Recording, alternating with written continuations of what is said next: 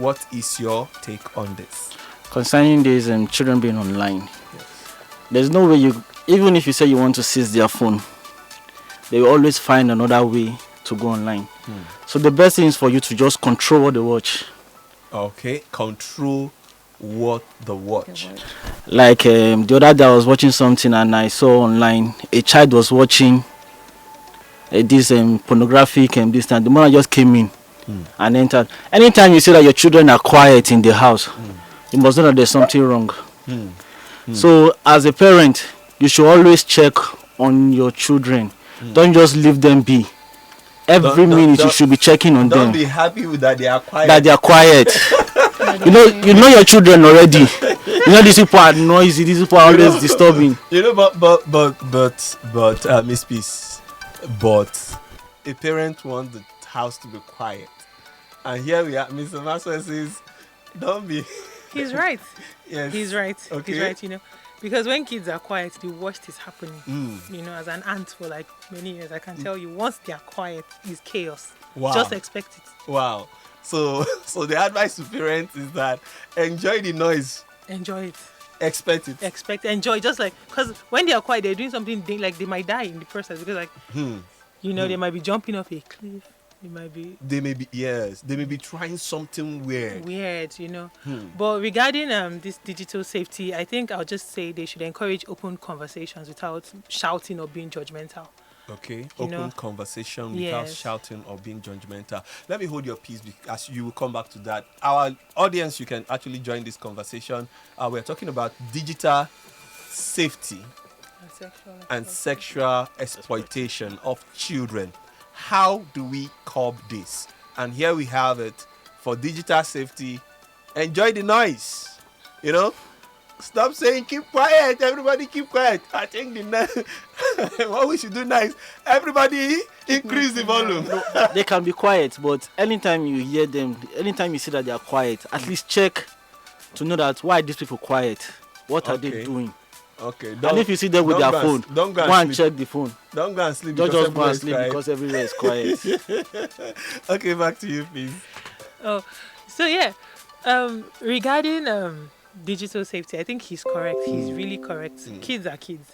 They are very curious people. Yeah. They want to know. They want to, and then if we are in the media age, digital age, so they have access to these sites, phones. It might not just be pornographic things. There are other things. The dark web is there too. Yes. They might be exposed to these things.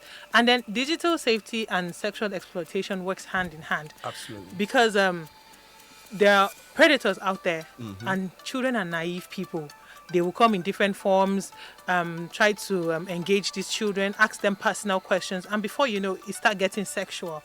And they make them do all the craziest kind of things. They make them send nude pictures. True. And they threaten these kids with these things, and you know it leads to depression and everything. It's a very large topic if we think about it. Like I said, kids are very naive, and while growing up, when they get to their teenage age, they try to keep to themselves because they think, oh, if I tell this person, they're going to scream at me. It's bad because they know it's bad. Yes. So as a parent, you just have to be discerning. You just look at them and try to bring them close, you know, in the most playful way ever. And you know, the last time we spoke about beating kids. Yes. If you beat them, it won't work. You know, okay. I have nieces. To get them talk to you. Yes, you have it's not to flog them. It's not to flog them. You have to be very mild. I have nieces and kids in the school who come to me with like the craziest things. They will tell me unhinged. I'm telling you. So like you tell them, you bring them close. Let in on what they're doing. Let them be able to tell you these things. Oh, there's this person talking to me. Oh, and you'll be like, oh, really? You know, your manner of approach to them will determine how they respond to you. You know, there are some teachers now, like Miss. Unfortunately, I'm not a teacher. No, she's not a teacher, but like in the same, you know, she'll just flog the hell out of you, and that's the end. I'm just saying. But yeah, you shouldn't if they come to you to tell you these things, you shouldn't put them down. You shouldn't shame them. You shouldn't shut them up. You should listen because they might be at the verge of collapse. Like sometimes you see these kids commit suicide because of things like this. So we should just give them listening ears. Give them basically. listening ear. Mr. Yes. Maxwell. I agree with her because one thing with these kids is that you have to build trust with them. If they trust you, they will tell you anything, even what they are passing through at home. As a teacher, if a child builds a trust with you, anything they are passing through at home, they will come and tell you because they know truly that this teacher will actually give me the right advice. So I agree with her. We should that open conversation, and you should let the children know that this internet, because everything in life there's always pros and there are cons. You know that you can get so many things from there. Like when I teach, I do tell my children that I go on TikTok. There are so many things I learn on TikTok. There are so many things you can see on TikTok. And most times when they see me with my phone, either I'm on this and Pinterest. That's where I get so many of my things from. I tell them that these things you can get them online. Anything you want to learn today, it's not the most that you must go and pay money for this. You can go online, you will learn anything you want to learn. So we have to let them know that, most times it's not their fault. Okay. If you are browsing now, there are sometimes that all this pop-up ad will just come. And maybe might mistakenly click on that ad and you see that ad is a bad thing. Most times it's not their fault. So they should know that yes, you can actually still use this internet for the right thing, not just going to the internet for anything. Teach them to come forward immediately if something feels wrong. Like if they, it's how you put it to them that they perceive it. So if you tell them, oh, this is wrong, they are kids, they'll still agree. Kids will say, my mommy said. So or you tell them, so this is not nice. And how you handle it initially will make them follow. So if you teach them to see that, oh, there's a good side of the internet, let them fall in love with the good part of the internet. Let them see the better things that you could do online. Yeah. So when they see these things, it's not part of what they know. It's not part of what they do. They'll tell you, oh, this is what I saw. So they wouldn't even get into trouble. Right? You need to understand that personality differs. Sure. Perception differs. How do I call it? What they see themselves for. Because sometimes it's who you see yourself as that defines how you behave. Not even who you are. What you perceive yourself to be defines your action and inaction.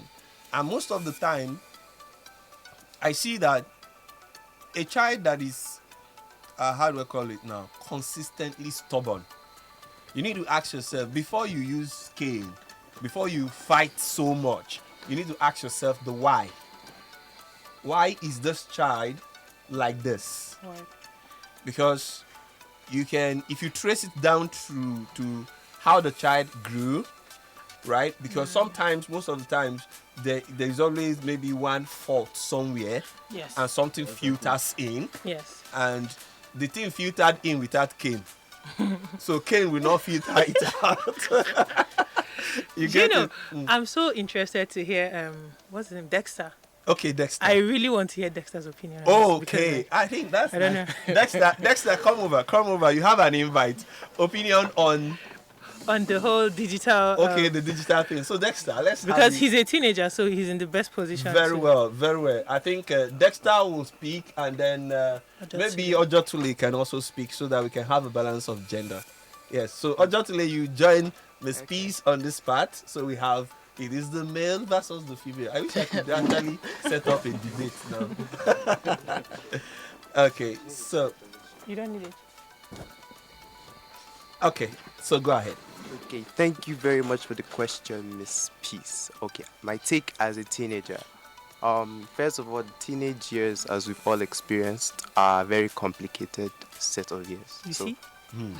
It's not. There are many things going on psychologically, mentally, then school, that's environmentally. So many things are going on at once. Yeah. So because of these pressures, I feel like if you don't have a way of balancing the pressure, finding motivation to go do what you want to do, you're going to find something else. If you don't have a purpose, if you don't know where you're going, you're going to end up somewhere you don't know. So you will end up where you don't know. For example, yes. I'm into music. I like music a lot. So there's this website that as they are dropping the song, you get the song MP3 that day. That's not It doesn't happen anywhere else. But the catch is that on that website, there are pop-ups. Yeah, they are pop-ups. That's the catch. So, as I'm going there to download, I know that I'm going into the devil's territory to collect the music and go. So my purpose is to get my music and go. Okay. I know my purpose. Stick to it. Get out of there as quick as I can. Know your purpose. Stick to it. Stick to it. Know you are going into the devil's territory. Yeah. And there's going to be pop-ups. Yeah. So I'll come back to you, Dexter. Let's have Ojotule tell us what it feels like. What's your take? My take on this topic is that I feel like if you go online, you probably have something you want to do online. Yeah.